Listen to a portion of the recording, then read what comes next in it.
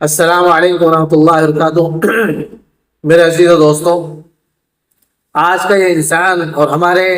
معاشرے کا خصوصاً نوجوان ایک ایسے فتنے کے اندر مبتلا ہو چکا ہے، اس کے اندر گرفتار ہو چکا ہے، جو ایک وقت میں ایک ہی جگہ پر کئی ایک گناہوں کو انجام دینے کا ذریعہ بن چکا ہے، اور وہ ہے ہم سب چھوٹے بڑوں اور بوڑھوں کا یارہ، ہمارا لال دلارا، ہمارا اسمارٹ فون، جو آج ہر گھر کے ہر فرد مرد و عورت کے جیبوں کی زینت بن چکا ہے۔ میرے بھائیوں، انسان خود بیمار ہو جاتا ہے، خود بیمار ہو جائے اس کی دوا نہیں کرتا، اپنا علاج نہیں کرتا، لیکن اگر اس موبائل کے اندر کوئی خرابی آ جائے، کچھ گڑبڑی آ جائے تو فوراً ہم اسے موبائل ڈاکٹر کے پاس ایڈمٹ کر دیتے ہیں، اس کے پاس جمع کر دیتے ہیں۔ آپ اندازہ لگائیں میرے بھائیوں، ہم بھوکے رہ لیتے ہیں مگر موبائل کا چارج، اس کے ریچارج کو ہمیشہ فل اور بھرا ہوا رکھتے ہیں۔ اندازہ کریں کہ کتنی محبت ہو گئی ہے ہمیں اس آلے سے، کتنا لگاؤ ہو چکا ہے ہمیں اس آلے سے۔ یہ آلہ اپنی اصل ضرورت اور سہولت کے اعتبار سے جائز تو ہے، کبھی کبھار یہ مفید بھی ہے ہمارے لیے۔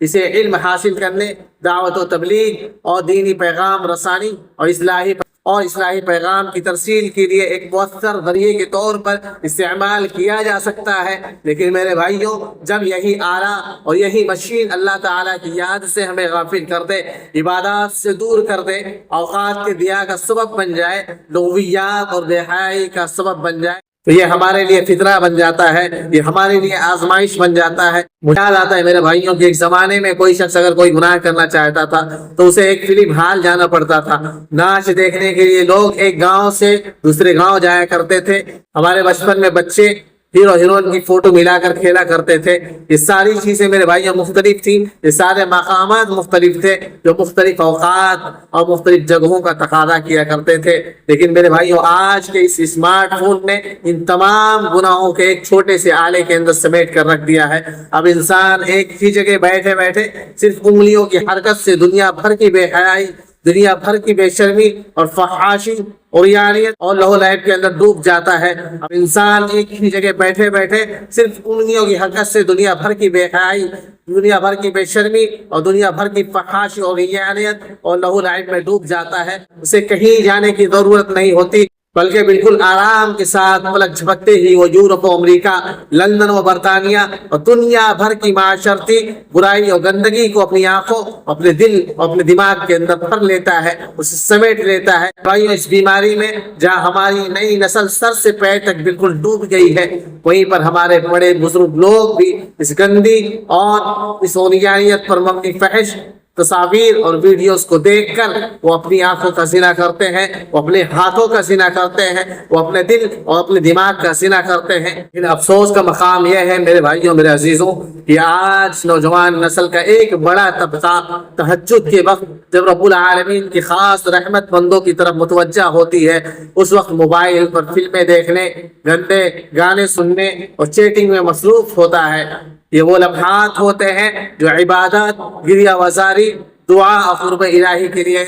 اللہ رب العالمین نے ہمارے لیے مختص کیے ہیں، لیکن وہی وقت آج لذت گناہ کا وقت بن چکا ہے۔ یہ آلہ اب صرف نوجوانوں تک ہی محدود نہ رہا، بلکہ ہمارے بڑے سے بڑے علماء، طلبہ، مرد و خواتین، ہر خاص و عام دیندار حضرات بھی اس کی لپیٹ میں آ چکے ہیں۔ اگر کوئی شخص اپنی آنکھ، وقت اور دل کی حفاظت نہ کرے تو یہ آلہ اس کی روحانی زندگی کو تباہ کر دیتا ہے، اس کے اندر